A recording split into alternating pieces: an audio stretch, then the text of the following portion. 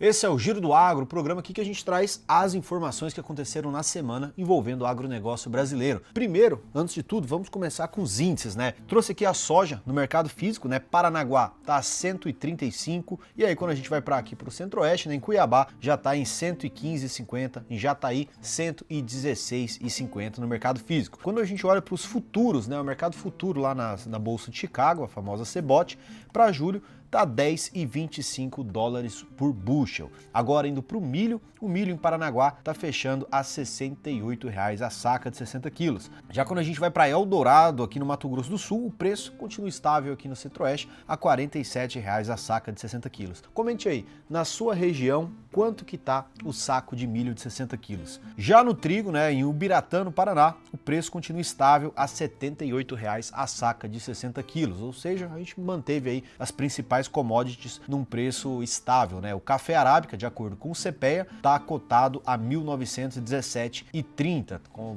claramente aí nos últimos meses uma redução, né? O café arábica que chegou a patamares altos aqui, influenciando principalmente o preço doméstico no Brasil. Agora recuou aí para 1.917,30 centavos a saca. Já o açúcar, né? O açúcar cristal, de acordo com o CPEA, está cotado a R$ 119,84 a saca. Quando a gente vai aqui para o boi gordo, né, a gente tem o índice CPEA que está 316 arroba em São Paulo, ali em Araçatuba. E aí quando a gente vai para cada praça diferente, né, ou seja, no Mato Grosso, no sul do Mato Grosso, no Pará, a gente tem preços diferentes, né, que são os diferenciais de base, né. Então, por exemplo, enquanto em São Paulo está ali nos 316, a gente vai aí para Cuiabá, por exemplo, 307, né, a média. Marabá já cai bastante, está em 285 arroba. Quando a gente vai aqui para a região sul de Goiás, né, e também na região de Goiânia, está entre 292 e na região sul de Goiás 287. Isso dados do CPEA do boi gordo. Comente aí, quanto que tá a arroba na sua região? Quanto que o frigorífico está cobrando hoje pela sua arroba de boi? E a gente vê aí claramente uma estabilização dos preços na última semana. Quase nada mudou do último giro para esse giro aí no preço das commodities. E começando agora a parte das notícias que aconteceram nessa semana, temos notícia boa, né? O Japão e outros 16 países aí retiraram aquelas restrições ao frango brasileiro. Isso mesmo. Então são 17 países que suspenderam aí as restrições à importação do frango brasileiro. Um desses países é o Japão, que foi o terceiro maior comprador de frango brasileiro aí no ano passado. Então só do Japão ter retirado essa restrição, a gente já volta a desafogar aí a exportação de frango, né? O Japão comprou aí mais de 400 mil toneladas de frango no ano passado. O motivo foi que a Organização Mundial da Saúde Animal, né, na semana passada declarou como encerrado o caso da gripe aviária no Rio Grande do Sul. Isso aconteceu após o Brasil cumprir aí os 28 dias consecutivos sem nenhum novo surto da gripe. Esse prazo é estimulado por um protocolo sanitário internacional, né? Com isso, o Brasil volta a ter acesso a importantes mercados internacionais. Só no ano passado, o Brasil faturou 9 bilhões de dólares com exportações de mais de 5 milhões de toneladas de carne de frango. Além disso, o setor gera cerca de 4 milhões de empregos diretos e também indiretos. Então, uma boa notícia aí para o nosso país, que vai voltar para exportar frango para mais de 17 países depois que acabou esse bloqueio aí. E a outra notícia, que já não é muito boa, né, envolve o governo Lula, que bloqueia o seguro rural sem mais sem menos, né, tensionando ainda mais a relação do governo federal com o agronegócio brasileiro. Sem qualquer comunicação prévia, o Ministério da Agricultura foi lá e bloqueou quase metade do orçamento do programa de subvenção ao prêmio do seguro rural. O valor de bloqueio foi de 445 milhões, ou seja, 42% do orçamento 2025. 2025, a gente tinha um orçamento ali que era um pouquinho maior que R$ 1 bilhão. E o congelado aí foi mais de 445 milhões, ou seja, 42% do orçamento. Pela lógica orçamentária, esses bloqueios são mais graves que os contingenciamentos que ocorrem, né? Os bloqueios são despesas cortadas porque ultrapassam o teto de gastos, com baixa chance aí de reversão, ou seja, a chance desses 42% aí voltar é muito baixa. Já os contingenciamentos que a gente fala aqui, né, podem ser revertidos com maior facilidade, mas nesse caso, como foi um bloqueio, é bem difícil que volte. Isso é bem grave, pessoal, porque o seguro rural é uma ferramenta que ajuda aí os produtores a diminuir os riscos de perdas para eventuais eventos climáticos, enchentes e secas, como por exemplo aconteceu lá no Rio Grande do Sul. Ao contratar, por exemplo, o seguro, o produtor repassa esse risco para uma seguradora. Como o custo é muito alto, o governo subsidia o prêmio por meio do PSR, né? Ou seja, na hora de você fazer um seguro rural, só a seguradora ficaria muito caro o prêmio. E aí o governo subsidia isso, e isso que foi cortado agora pelo governo Lula, né? Esse congelamento deve aumentar ainda mais essa tensão do governo com o setor agrícola, que já vinha inclusive reclamando de outras medidas, como por exemplo a taxação das LCAs, né, as letras de crédito agrícola, que impacta diretamente no financiamento do agro brasileiro.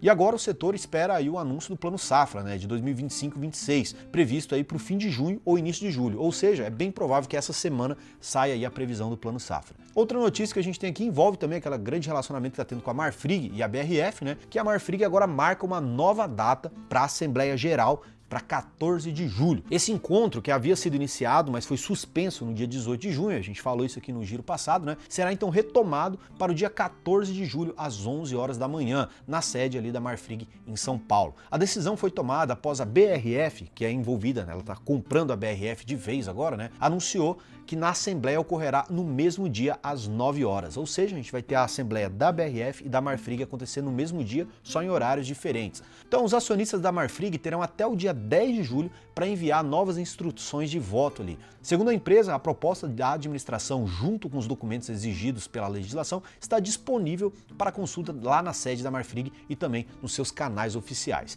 A Assembleia votará a proposta de incorporação total da BRF pela Marfrig. Então, como a gente já vem falando há um tempo, né, mas se você caiu de paraquedas aqui, a BRF está sendo comprada pela Marfrig e vai ter essa incorporação. O plano é criar uma das maiores empresas globais do setor de proteína. Mas essa operação, no entanto, ganhou novos contornos após a Minerva, né, alegar ali ao CAD que a fusão da Marfrig com a BRF pode provocar ali o famoso monopólio, né, a concentração de mercado em uma única empresa. Mas apesar da manifestação da Minerva, o CAD já aprovou a operação sem nenhuma restrição. Então é isso, essa novela se estende um pouco e a gente vai acompanhando aqui no Giro do Agro. Toda semana vocês vão ter notícias aqui a respeito da Minerva entrando aí para tentar bagunçar um pouco a negociação, também defender um pouco do dela, e a Marfrig comprando aí o restante, que ela não é dona da BRF. Indo para outra notícia, uma notícia boa aqui, né, que a Nigéria e o Brasil assinam um acordo de mais de $1 bilhão americanos para impulsionar a agricultura ali no país. O Brasil então assinou esse acordo, né, de mais de $1 bilhão para impulsionar a agricultura, a segurança alimentar e a energia e a defesa também na Nigéria. O Brasil vai fornecer então equipamentos agrícolas mecanizados,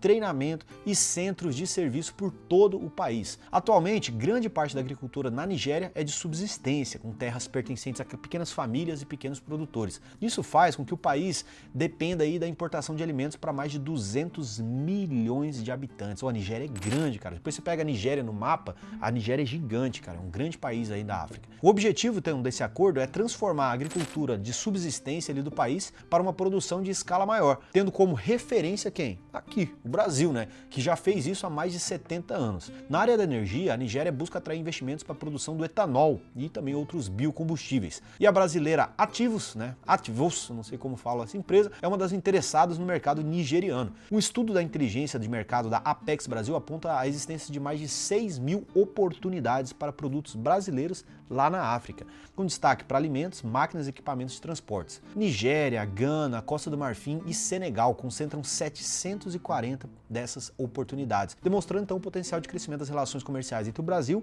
e todos esses países do continente africano. Então é isso, mais um grande acordo aí fechado. Lembrando sempre que o Brasil ele tem um sistema diplomático muito bem feito. O pessoal do Itamaraty, as relações internacionais brasileiras é muito bem feita. É claro que tem bagunças que acontecem principalmente pelo Poder Executivo, mas o poder que a gente tem, o tipo de relação que o Brasil tem com seus diplomatas, com seus cônsules, com outros países, fechando esses espécies de acordos aí, é fantástico. O Brasil é referência em relacionamento internacional. E agora outra notícia aí um pouco preocupante, né, que veio de um estudo, é que o Brasil tem 541 espécies invasoras que estão ameaçando o agro e o meio ambiente brasileiro. Então o Brasil enfrenta aí uma grande ameaça ao meio ambiente e ao agronegócio. Essas 541 espécies invasoras estão presentes em todos os biomas. Isso foi um levantamento pelo Instituto Horus de Desenvolvimento e Conservação, que mantém aí um banco de dados sobre esse tema desde 2005, ou seja, mais de 20 anos de estudos chegaram a esse número. Segundo o Instituto, essas espécies não precisam ser estrangeiras para causar problemas. Por exemplo, o tucunaré, que é um peixe nativo ali na Amazônia, por exemplo, é invasor na bacia do Rio Doce, onde ameaça outras espécies locais. Porque quando uma espécie ela muda de ecossistema, ela perde seus predadores naturais,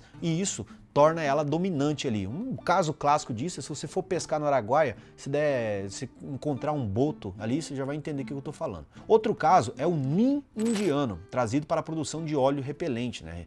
Ele é presente ali no norte de Minas e o nim mata abelhas e outros insetos, prejudicando toda a polinização e a agricultura como um todo. Outra espécie ali é o margaridão, conhecido ali como girassol mexicano, que ele também se espalhou, invadindo as margens de alguns rios e áreas naturais. Já no campo animal, a gente tem o javali, né? Também conhecido ali como javaporco, né? Que é uma espécie invasora mais danosa para a agricultura brasileira. Presente em quase todo o país, ela destrói lavouras e nascentes, além de transmitir um monte de doenças, né? Em Minas Gerais, por exemplo, o governo já discute regulamentar o abate de javali. Na verdade, isso aí já devia estar solto há muito tempo, todo mundo sabe aí. Tanto de javaporco gigante, você vê um javaporco, ele é gigante, cara, que ele vai moendo toda a sua plantação, aquilo lá é esquisito. E a última notícia aqui, né, que o Brasil já perdeu 94% de toda a população de jumentos e há risco de extinção da espécie, né? O Brasil corre o risco aí de perder então um dos animais mais emblemáticos, né? O jumento nordestino. Já dizia aquela música do Mamonas Assassinas, né, Luiz? O jumento nordestino, então, que nos últimos 30 anos perdeu 94% de toda a população. De um rebanho de mais de 1 milhão de animais em 1999, hoje só restam cerca de 80 mil. Segundo dados ali do Ministério da Agricultura e Pecuária, o famoso MAPA, entre 2018 e 2024, quase 250 mil jumentos foram abatidos no país, principalmente ali na Bahia, estado que concentra os únicos 3 frigoríficos autorizados pelo governo federal para realizar o abate. A principal demanda vem da indústria chinesa, né, de egião. Egião é um produto feito ali a partir do colágeno extraído da pele dos jumentos, comercializado ali na Ásia, como suplemento para aumentar a vitalidade das pessoas. Estranho. No Congresso Nacional, né, tem uma PL 2387/2022 que está tentando proibir o abate. O texto já passou pela Comissão de Constituição e Justiça da Câmara, só para vocês entenderem, que é uma coisa legal. Sempre quando vai ter uma PL, uma mudança na legislação ali, tem que passar por essa comissão. É a Comissão de Constituição e Justiça da Câmara. Então, sempre que vocês ouvirem isso, Comissão de Constituição, a CCJ, né? Vocês estão assistindo um jornal, alguma coisa, você vai ver, CCJ. Essa comissão que ela autoriza para ser votado no plenário, tá? Então já passou pela essa Comissão de Constituição e Justiça da Câmara, CCJ, e agora vai para o plenário. Em 2023, a União Africana aprovou uma moratória que proíbe o abate de jumentos para exportação. A decisão já foi adotada por países como a Quênia, Nigéria e também a Tanzânia. Olha aí. E tem gente que fala que tem muito jumento fazendo voto aí, né? Mas a gente não vai entrar nesse mérito aqui, inclusive que é um animal que está em extinção aí. E é isso, esse foi aqui o seu Giro do Agro, programa hoje mais rápido, porque a Lígia tá de férias, então não tem quem eu posso rir aqui do meu lado, mas é isso aí, umas notícias boas, notícias ruins, espero que vocês aí tenham um final de julho e um final de junho e um início de julho muito bom aí. Queria mandar um abraço aí para minha cidade, Canarana, no Mato Grosso, melhor cidade para se morar. E quando eu falo o preço das commodities, comentem aí quanto que tá na sua região, porque quando a gente traz aqui, a gente traz São Paulo, e aí existe o diferencial de base para cada uma das localidades aí. Então um abraço, um bom domingo, um bom sábado para vocês aí e até semana que vem. Esperamos que com mais notícias aí e notícias boas, principalmente a respeito do plano safra aí de 25-26, que pelo menos nisso o governo não atrapalhe muito, né, pessoal? Então um abraço e até mais.